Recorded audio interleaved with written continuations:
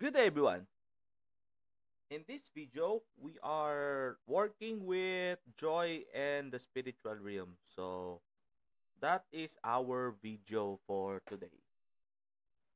Ngayon, this is going to be another four-part series. Wait, four parts ba? Oh, yes. It's going to be four parts. So, the last week is going to be our sermon series break entitled What God Wants. So, ayun yung magiging flow natin. So, this is going to be 18 and this is Friday is part 2, part 3 is Tuesday, and part 4 is on a Friday. So, ayun yung magiging sequence natin for our joy and the spiritual realms. And then after this, so we will proceed to the joy and the realms of the academics. Ano naman ba ang fruits of the Holy Spirit sa mundo ng academics?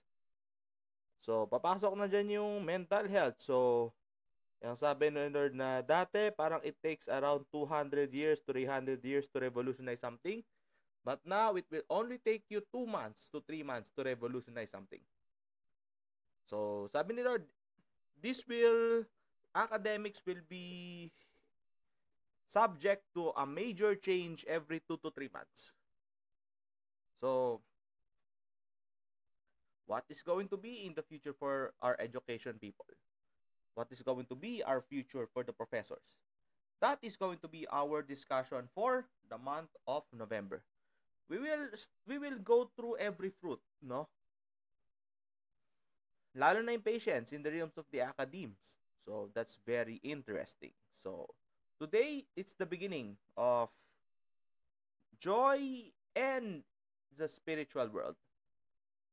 Let's pray. Father God, nagpapasalamat ako sa araw na ibinigay po sa amin, Lord. Be our speaker, be our guide, Panginoon, in every step of the way. Salamat po, Panginoon, sa lahat. I thank you for your mercy. I thank you, Lord, for your guidance, Panginoon, sa lahat ng aming endeavors, Lord. And be our speaker, be our guide, Panginoon, in every step of the way. Thank you, Lord. In Jesus' name we pray. Amen. So, just for a short review. So, this week, October 18, October 20, October 23, and October 27 is going to be joy in the realms of the spiritual world. And October 31 to October, I don't know, October 3, kung medyo marami sasabihin, it is going to up to October 10. And the rest of the month is going to be the start of the academe. So, okay, so what's all about spiritual world? What's the difference between the contemporary society and in the spiritual world? In the contemporary society, it is noticeable. Nanonotice ng maraming tao, whether Christians or hindi, yung mga nangyayari. But today, this time, I will discuss some of the things that a lot of people will not recognize. But in the same time, it's going to happen pretty soon. Ayun naman ang ating topic sa araw na ito. Joy in the realms of the in the spiritual world. So, first and foremost, how does joy affect the spiritual world? Meron ba? Sabi ko nga, joy is the hope for the future. So, nakaplano na eh. So, nakaplano na yung sa demonyo, nakaplano na yung kay Lord. So, ano naman ba sa tao? Eto linawin ko lang. Ang tao lang ang may decision to have joy or not aside from God. Ang tao lang ang may privilege magkaroon ng joy. Yung hayop, hindi. Yung mga puno, hindi. Yung mga anghel, hindi. Kasi ang anghel ay utusan lang naman ng Diyos. What brings joy to humans? That's the question. I have answered this. Only God can provide joy.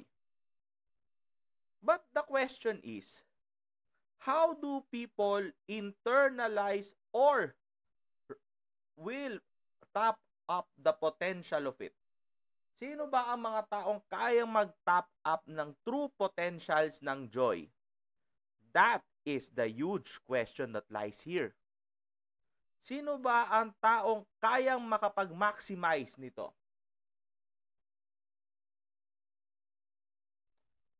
Kasi pag ang tao kasi may joy, sila ay may mga nakikita sa hinaharap na maganda.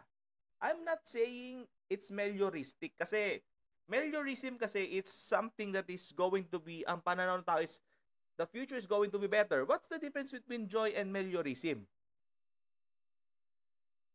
You might be asking me. Ito simulan natin. Ano ba ang pinagkaiba ng joy and meliorism? Kasi ang meliorism kasi is under the values of human. Kung ano ba ang nakakapagpasaya sa tao, kung ano ba yung ibig sabihin ng better future sa taong yon, yun yung mangyayari sa hinaharap. Ayun yung meliorism. Ang joy kasi is hope for a better future, but the one that will dictate what's going to happen in the future is God. So, therefore, meliorism is a hope according to human understanding. But joy is a hope that is based on God's understanding of things. So, magkaiba pala. So, meliorism pala is for a human or an anthropological perspective pala yan. Yes. Ang ano naman kasi, ang joy is godly perspective. Ano ba ang better future sa pananaw ng Diyos? Ayun. Bakit importante ito sa spiritual world? Sige, you might be asking me. Kasi nga, sabi ko nga sa inyo, humans can have joy. Nakadepende kasi sa kung ano ang iniisip ng tao, sa kung ano ba ang kanyang magiging routine, sa kung ano ba ang kanyang magiging life cycle throughout his life. And routine's life cycle is going to be huge in the spiritual world. Sabi ko nga, humans can drive away demons or can bring demons to the community. Tingnan mo kung mainitin ang ulo ng tao. Mararamdaman, mang-aaway yung tao di buong pati kapitbahay, mainit din ulo sa kanya. Okay, makikita nyo na yung impact niya sa ibang tao, sa ibang community. Bakit parang pabalik ulit sa contemporary society? Eto nga kasi yon. Ang mga demonyo kasi, hindi na nila kasi pwedeng utuin yung mga sarili nila. Alam nila nga lahat na at the end of the day, wala na silang magagawa sa kanilang buhay. Kaya naman sila ay manghahatak. Kita nyo, karamihan sa mga incantation na magpakamatay, na magpakalasing, tingnan nyo, pag malungkot yung tao, yung spirit of depression, yung spirit of anxiety, ano kasunod nun? Mang-aaway ka. Kasi sabi ni Lord, hindi naman niya fruit yung yung anxiety, hindi naman niya fruit yung anger Ayun yung dinadala ng demonyo pag wala yung joy. I hope you begin to have a clearer understanding on why this is very important to the spiritual world. No cherubim can come when a human does not call them out. Humans, the seraphims or the messenger angels cannot come if the humans are not even thinking of praying in the first place. So, ngayon nakikita niyo na unti-unti kung bakit importante yung joy. Paano ka gaganahan magdasal kung walang joy?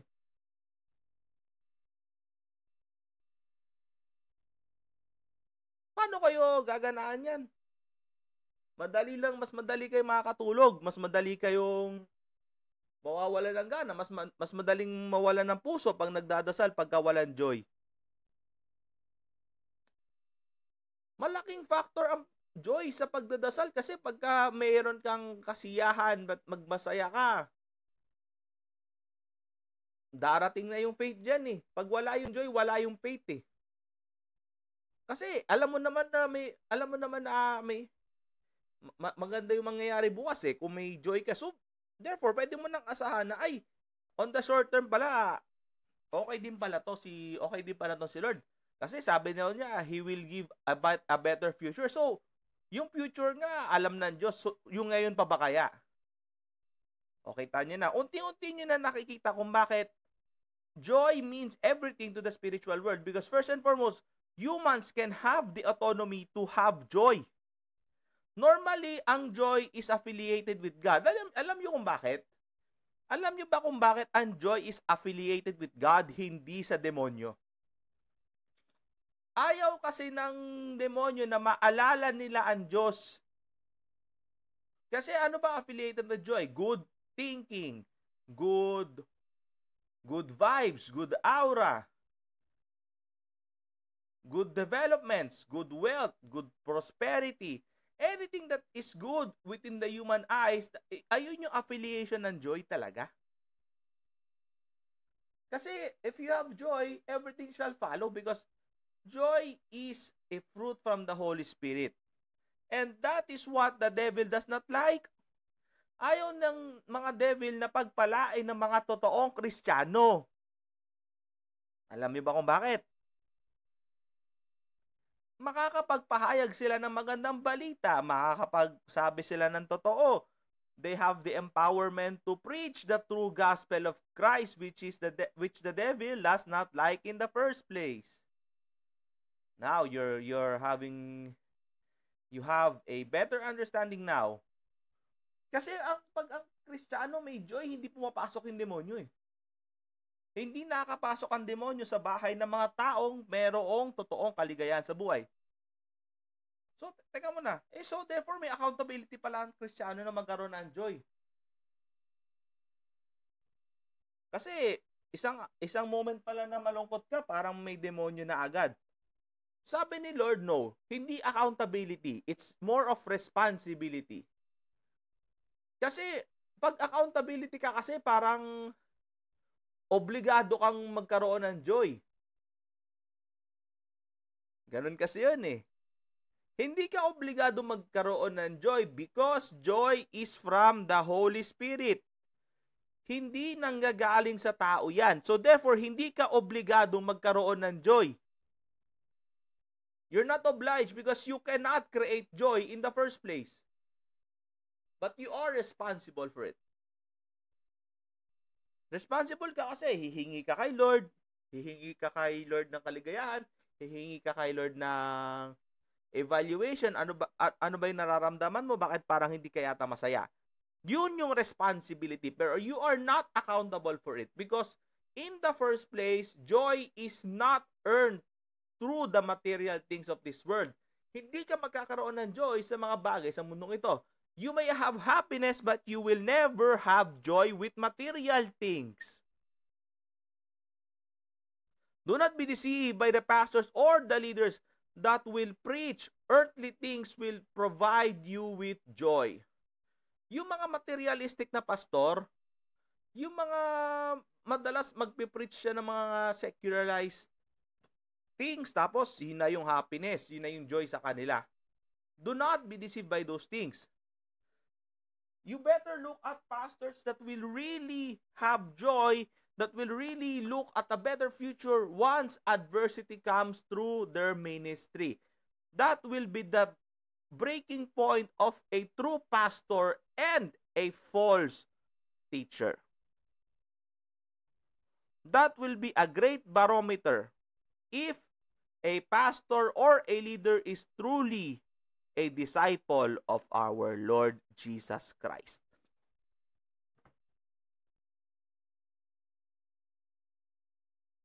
Let's continue. Why is it that leaders today have a shallow emphasis of these things? Because leaders also are breadwinners of the family. They know it as well. So they sometimes have to compromise all of the Christian values that they have for them to earn. And that is the painful truth that we cannot be free. Because we are opted to be drive into this kind of system that I need joy. I need money over joy. May sa pilosopo or may savage na magtatanong, bakit? Yung joy ba, mapapakain ko ba yung pamilya ko ng joy? Yung fruits, sige, huwag na natin sabihin na gano'n. Sige, yung fruits of the Holy Spirit ba, mapapakain ko ba yung pamilya ko? Mababayaran niya ba yung bills?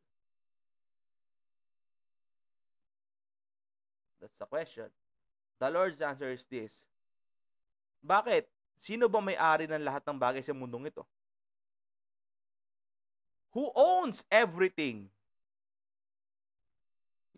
You compromise the fruits of the Holy Spirit for the things that is just ephemeral. You compromise my gifts or what I can give for your belief that it will compromise everything that you need, quote and quote. I know what you really need. Hindi ko ba kayang gawan ng paraan? Hindi ko ba kayang itawid ang buhay ng mga Kristiyano? Hindi ko ba kayang itawid ang mga pamilyang umaasa sa akin? Could I just leave them? No. Because God's service to humans will be everlasting from one generation to other generation. Bakit? Ikaw ba, pag nabayaran mo ba yung bills mo, could it help to pay the bills of your ancestors to the next generation? Kaya ba niyang bayaran yung bills na magiging kanununuan mo? Yung mga susunod mong mga apo, kaapo-apuhan, kaya bang bayaran yung bills? Bills lang pala problema mo. Pagpapalit mo yung fruits of the Holy Spirit sa mga material things. Yun na nga eh. People are trained to earn money first before trusting God. And that is the greatest deception of the devil. Sabi ni Lord sa akin, isn't it that I can provide? Hindi ko ba kayang gumawa ng paraan? Halimbawa, may utang yung isang tao, malaking utang. Bakit? Hindi ko ba kayang ayusin yan? On my time? In due time ba? Hindi ko ba siya kayang ayusin? Pababayaan ko na lang ba yung Kristiyano na umaasa na lang sa akin? Sabi ko nga, never will I leave you, never will I forsake you eh. That's God's promise.